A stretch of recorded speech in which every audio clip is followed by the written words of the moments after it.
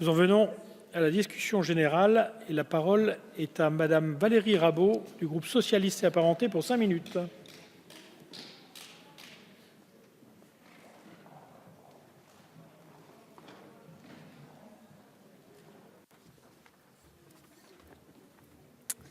Monsieur le Président, Monsieur le Ministre, Monsieur le Président de la Commission des Finances, Monsieur le rapporteur général, mes chers collègues. Comme nous l'avons d'ores et déjà abordé, nous examinons ce jour votre projet de loi qui vise à créer une taxe sur les services numériques. Alors, je crois que c'est une étape importante de notre pacte républicain, puisqu'elle vise à corriger une situation qui perdure et qui permet à un certain nombre de géants du numérique de ne pas payer d'impôt sur les sociétés ou de payer un montant d'impôt sur les sociétés très faible au regard de leurs résultats nets réels. Et j'insiste sur résultat net réel, puisque c'est bien de ça d'où vient la difficulté aujourd'hui. Et deuxième volet que vous envisagez, c'est corriger une situation qui laisse les géants du numérique créer de la valeur en utilisant gratuitement des données sans que personne ne leur ait jamais demandé de payer quoi que ce soit. Donc votre texte vise à apporter une réponse à cette double injustice constituée à la fois d'une imposition trop faible au titre de l'impôt sur le revenu et d'une utilisation gratuite des données personnelles des utilisateurs. C'est pour cela, comme je l'ai indiqué en commission, que nous voterons ce texte de loi. Si l'étape que nous franchissons aujourd'hui avec ce texte doit être saluée, je voudrais tout de même rappeler qu'elle ne part pas d'une page blanche.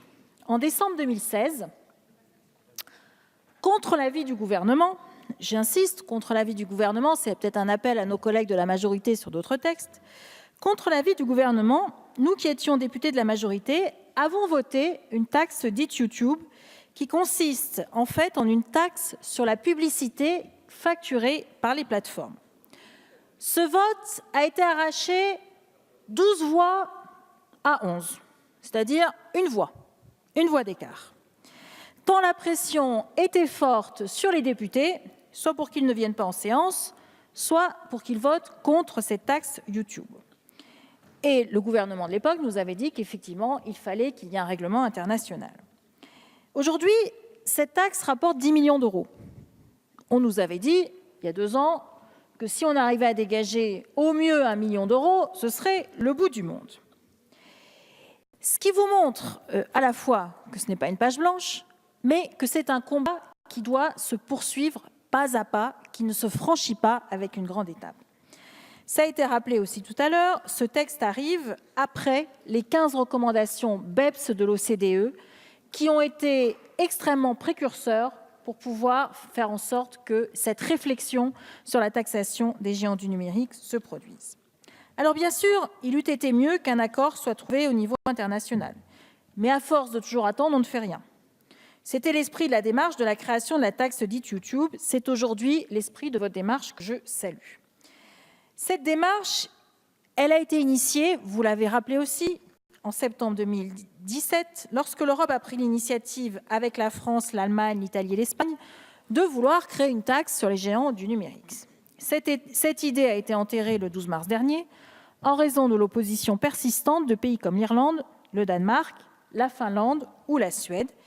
Et cette opposition suffit, puisqu'en matière de fiscalité, il faut l'unanimité.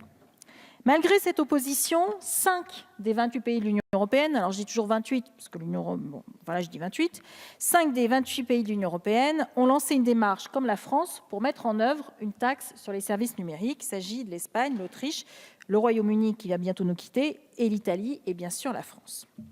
Certains, je l'ai entendu, pourront regretter qu'on applique une taxe sur le chiffre d'affaires. C'est vrai que c'est une solution dégradée, mais c'est une première étape indispensable pour rappeler aux grandes entreprises du numérique, et notamment aux GAFA, qu'ils ne peuvent s'exonérer de se soumettre à la souveraineté des États et de l'Europe en matière de fiscalité. Si nous approuvons l'article 1 qui crée cette taxe, nous regrettons que votre projet de loi comporte un article 2 qui est à la fois en défaveur des grandes entreprises, mais plus grave, en défaveur des PME et des ETI.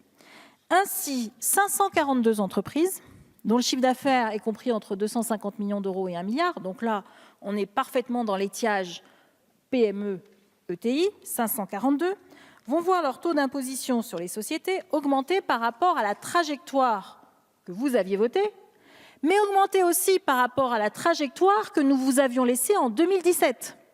C'est-à-dire qu'elles paieront plus d'impôts sur les sociétés que ce qu'elles auraient payé si la législation n'avait pas changé entre la fin 2017 et aujourd'hui. Je trouve que le signal n'est pas bon. Pour ces entreprises, la non-baisse de l'impôt sur les sociétés ou le non-respect de votre trajectoire ou encore le non-respect de la trajectoire que nous avions définie en 2017 va représenter 370 millions d'euros sur 2019. Alors ne venez pas m'expliquer que le CICE, la transformation, je conclus, en baisse de cotisation va compenser quoi que ce soit, parce que ça c'est de la trésorerie, confondre la trésorerie et du résultat net. Je pense que dans cet hémicycle, personne n'osera le faire, et certainement pas monsieur le rapporteur général. Donc je confirme que nous voterons ce projet de loi.